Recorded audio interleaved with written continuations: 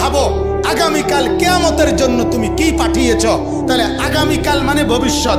আল্লাহ বলছে ভবিষ্যৎ হলো আখিরাত। ভবিষ্যৎ কি বলেন?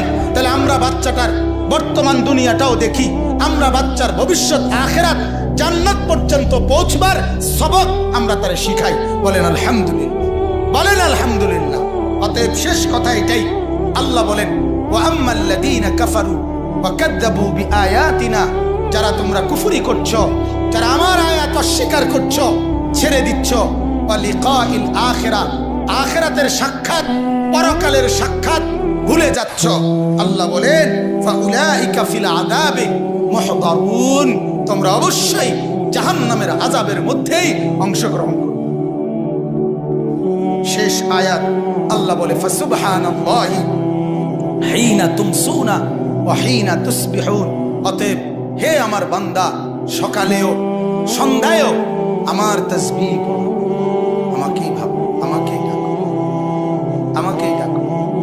এরপর আল্লাহ বলছে ওয়ালাহুল হামদু ফিস সামাওয়াতি ওয়াল আরদ, আসমান আর জমিনের যেখানের যত সৌন্দর্য, যেখানের যত কিছু, সব কিছুর জন্য প্রশংসা পাওয়ার যোগ্য শুধুই আমি। কথা বলেন কে?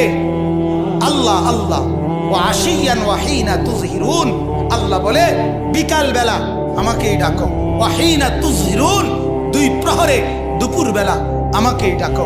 আল্লাহ বলে বান্দা শুধু আমাকেই ভাবো, আমাকেই ডাকো, আমার সাথে সম্পর্ক করো।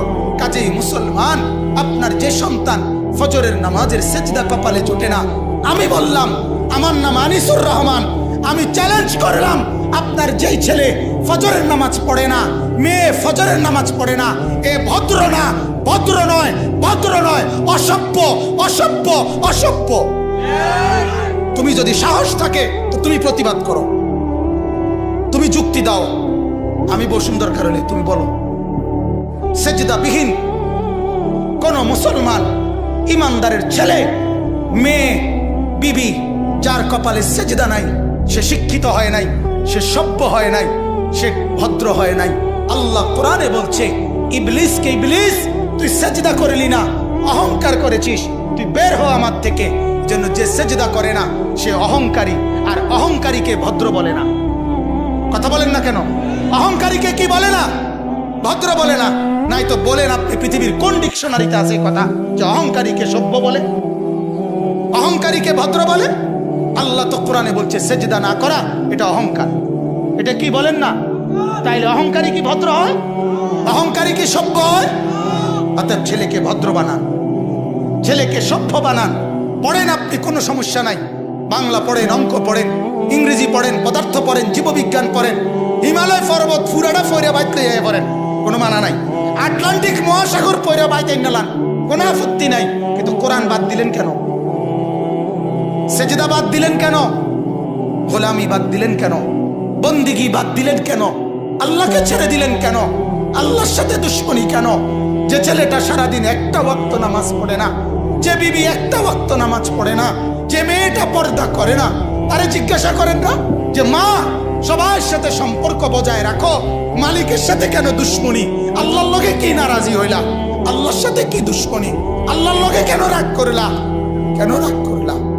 এই বাপ, তোমরা যারা সেজদা করো না, তোমরা বলো না বাজান, বলো না এই দরদি ভাই চিৎকার করে বললাম, তুমি যদি বলো তোমার পায়ে ধরতে, আমি পায়ে ধরতে রাজি। তুমি যদি বলো তোমারে জড়িয়ে ধরে কাঁদতে, আমি কাঁদতে রাজি। তুমি বলো কেন আল্লাহর সাথে রাগ করলা? কেন আল্লাহর সাথে রাগ করলা? কেন আল্লাহর সাথে নারাজ হইলা? কেন সেজদা কপালে জুটলো না? কেন মালিকের সাথে সারাদিনের এত কিছুর বিনিময়ে আল্লাহ তাআলা একটা মিস কল দিলে, 2 সেকেন্ডের একটা মিস কল দিলে বন্ধু তুমি টের পাও তোমার মোবাইলে মিস কল আসছে। এত বড় মসজিদে 6টা মাইকের হরন দিয়া আল্লাহু আকবার বলে তোমারে ডাক দেয়, তোমার একটা বারও কানে লাগে না, বিবেকে লাগে না।